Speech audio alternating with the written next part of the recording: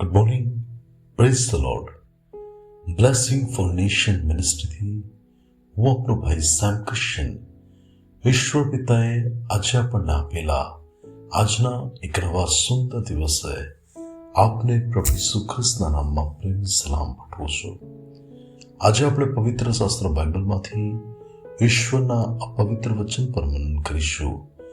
યર્મિયા પ્રબોધકનું પુસ્તક એનો 30મો અધ્યાય તેની 19મી કલમ.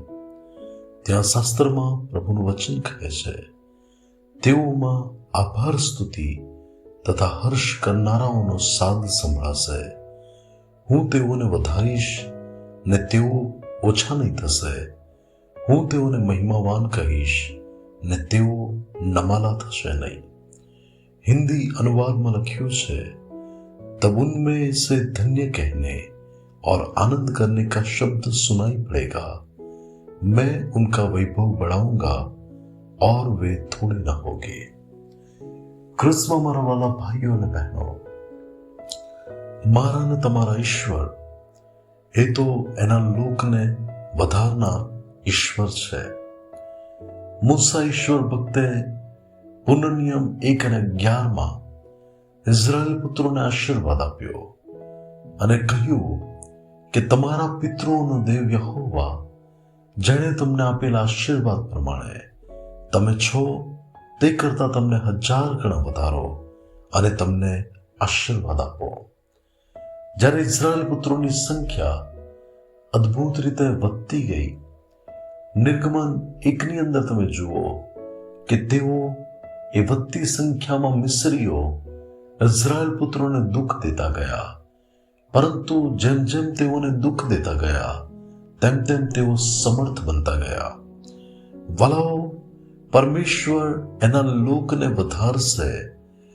ઇઝરાયેલ પુત્રોને જે નર બાળકો અવતરે તેઓને મારી નાખવા એવો રાજાએ હુકમ કર્યો, પરંતુ પરમેશ્વરે ઇઝરાયેલીઓને ઓછા થવા દીધા નહીં, પરંતુ તેમને વધાર્યા અને બહુ જ અદ્ભુત બાબતોની સાથે પ્રભુ તેમને મિસ્રની ગુલામીમાંથી બહાર કાઢીને કનાન તરફ તેઓને લઈ જાય છે.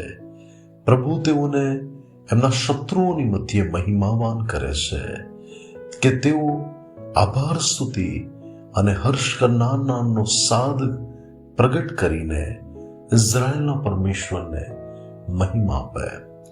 વલાઓ, આ દિવસોની અંદર પરમેશ્વરના જે લોકો પ્રભુની સેવા કરે છે તેમની સંખ્યા દિવસે દિવસે વધી રહી છે. તારણ પામનારા લોકો વધી રહ્યા છે. ત્યારે શત્રુની ચાલ એવી છે કે તે સતાવણી દ્વારા અને એક યા બીજા પ્રકારે એવી પરિસ્થિતિઓ ઊભી કરીને પ્રભુના લોકો ઓછા થાય એવા પ્રયાસ કરે છે. પરંતુ હું આજે આપને કહીશ કે પ્રભુ તેના વચનમાં કહે છે, હું તેઓને મહિમાવાન કહીશ ને તેઓ નમાલા થશે નહીં, તેઓ થોડા નહીં થાય. પરમેશ્વર તો તેનો આ લોકનો વૈભવ વધારશે.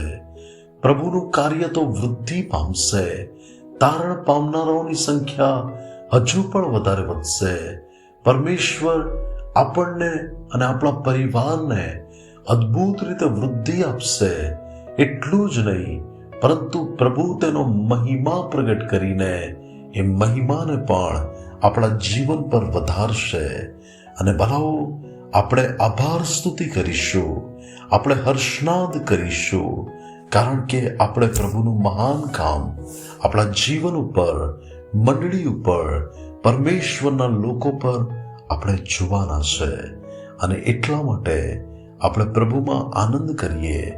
આપણે ઘટીશું નહીં એવી કોઈ બાબતોમાં કે જ્યાં શત્રુ નુકસાન દ્વારા આપણને પાડી દે, પરંતુ આપણે તો વૃદ્ધિ પામીશું, આપણે તો વધીશું અને પરમેશ્વરનો મહિમા પ્રગટ કરીશું.